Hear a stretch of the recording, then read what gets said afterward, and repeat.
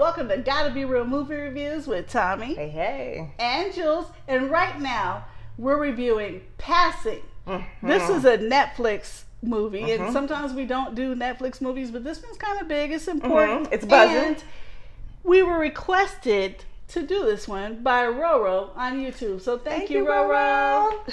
I'm glad I watched this. This was a little bit different for me. So I'm going to let Jules introduce who stars in it. We're going to talk about Passing.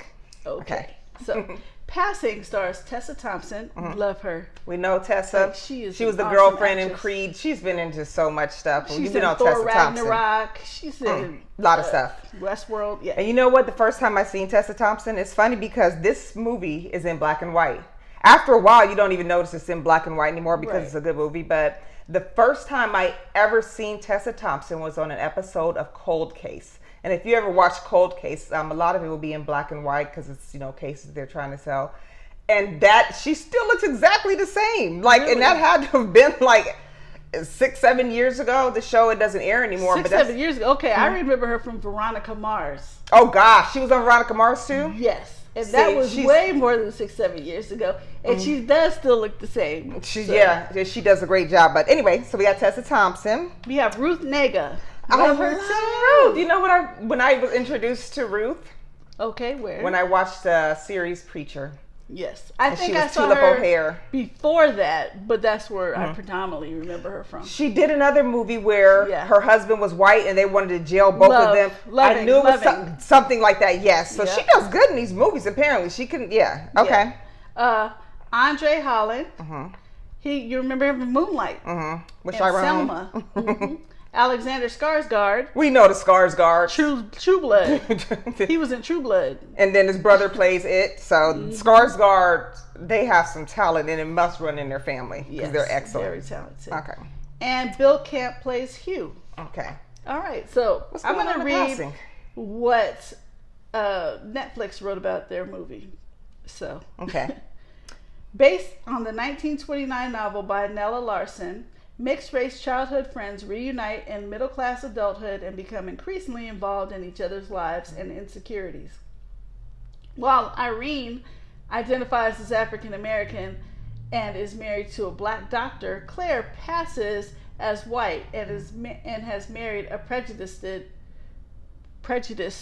there you go. wealthy white man. Okay. So Irene is Tessa Thompson and Ruth Negga is Claire. So what this reminded me, what's the movie from a long time ago where the daughter, she was mixed, but she didn't want anybody to know she was black, so she was passing, disowned her mother. Come on, the old school movie. What is it? Imitation of Life, was it? I can't remember. Yeah, I think it was Imitation of Life. If there are some of our older viewers watching this, you know exactly what I'm talking about. And I'm almost positive it was Imitation of Life, where the daughter didn't want to be black, but she was, and she disowned her mother. She didn't.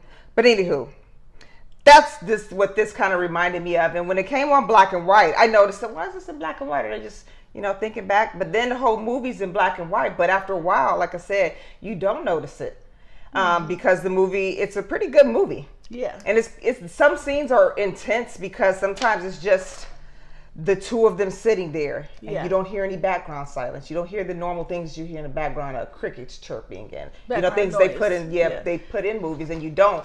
But it forced me to focus on the characters more. And it seemed like Ruth Negga's character may have been feeling neglected at home. She just got lonely. She felt very lonely because she separated herself. She's passing. She really, really immersed herself into the, white culture. Yeah. And her husband, like we said, is prejudiced. So she acted like she was just even more prejudiced. Because at one point he would say in there, and he's like, you should see how she feels about, I'm going to say black people. Because he says throw the N-word in there. But she's just like, again, she's passive. He doesn't know she's black. Yeah. He's like, you might want to stay out of the sun because you're getting kind of dark. You're almost as dark as those black people. I'm going to say that. Yeah. And then Tessa's just sitting there like, so that's what this movie is about. Yeah, with them, her going, for one, her friend is like, this is somebody I know who is now living with a man who is completely prejudiced. And like, it's just blowing her mind. But then she starts to involve herself into her life. And it's almost starting to look like the husband is kind of kind of feeling clear.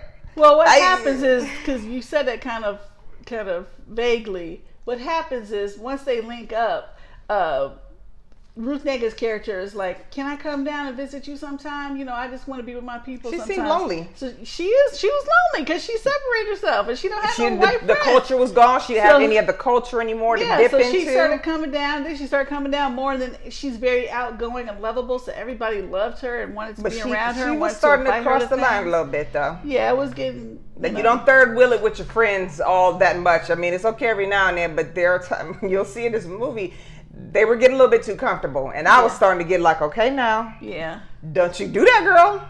Don't do that. You know, you got some secrets. You don't want to be. Right. But anyways, that's what the movie was about, and I thought it was good. I love the fact that it was in black and white, and I think the casting was absolutely perfect. I think it was great. I mean, I could tell that those ladies were black, but I'm like, well, yeah, I guess but we I know could see, Well, if I didn't know them, I'd be like, they're black. But I'm also black. So sometimes other people from other cultures really can't tell. They don't know. And it varies from time to time. But we know this happened a lot. Some people use it to their advantage, you know, so I can go to school, so I can get this job, I'm going to pass. But then you're also selling a part of your soul when you do that, though. If you're not claiming whatever you're mixed with, your cultures, and you just take one and just push it to the side so you can kind of get by in life, you're taking sometimes a piece you gotta of it do out. what you gotta do. I don't know. No, but it's still many years ago when I was a kid, I remember meeting this man who turned out to be my cousin. I never met him before, and I haven't really seen him since. But he looked white. Okay, he looked white. His nose, his hair was straight, everything. So I mean, I was just fascinated. I'm like, so what do you put like on a application when you're getting a job? He's like, white. I don't put. You know? I put choose not to answer. Because there's no reason you need to know for what. Back then, I'm talking the 80s, he was like, it's black, white. Well, so even if somebody decides to go with one, I'm white or I'm black, or especially back then when being white was more favorable. If you still just take your whole self and immerse in that part of your culture and leave the rest, yes, you are selling a piece of your soul somewhere. Just like she did in here. She was lonely. She didn't have anybody to hang out with that was black, and it got a little wild. But I'm saying you should always be proud of who you are is what we're saying. Yeah. And I get why some people passed back then, but some of them also did not just completely trash the rest of their family, not talk to them anymore. Yeah. But that was the case with her, because if he found out she was black, it would have got nasty. And that wasn't the type of movie I was hoping this would be. Right. I didn't want it to go there. So let me say this though, I don't know if we mentioned this, rated PG-13, and it was, the screenplay was written, and it was also directed by Rebecca Hall. One man, girl she power. Read the book. This is based off of a book from 1929, like I mentioned before, and it touched her because she had a feeling. She looks like she's white. I've seen her. She's an actress. This is her first time directing, and she had a feeling that her grandparents or great grandparents were black but passing, so that made her delve further into it, and it turns out that they are. So she's part black, but she just looks white. See, so and now, I mean, really nowadays we're lots is being done with the casting and things are looking good and shaping up. So people don't have to do that anymore now. I don't believe, but. No, we don't have to pass. Yeah, we don't have to do. But we have lots of racially ambiguous actors and actresses. Oh yeah, I see audition notices that ask for ethnically ambiguous, and I have two friends. One, he looks like he could either play white, Hispanic, Middle Eastern, or half black and half white. He just has that all around look, and I've seen him do roles where he was a Middle Eastern and he looked Middle Eastern. One where he was Mexican, we did a show and he looked Mexican, and he's ambiguous. So they get a lot of work because you can't necessarily pin down what they are, but I'm just black, but I've had so many people ask me, what do you mix with? Are you half white? Are you East Indian? Because they're like, because of your nose. I'm like, no, I'm black. I have Native American in my family, but I'm quite sure, being in America, that somewhere down my line, and probably somewhere down your line, there's white people. There is. People really don't. It's got to be way down the line that I don't know about. Because we know, like, our great grandparents and our great great grandparents, but down the line, I mean, We're all probably mixed with I don't know what, because this Yeah.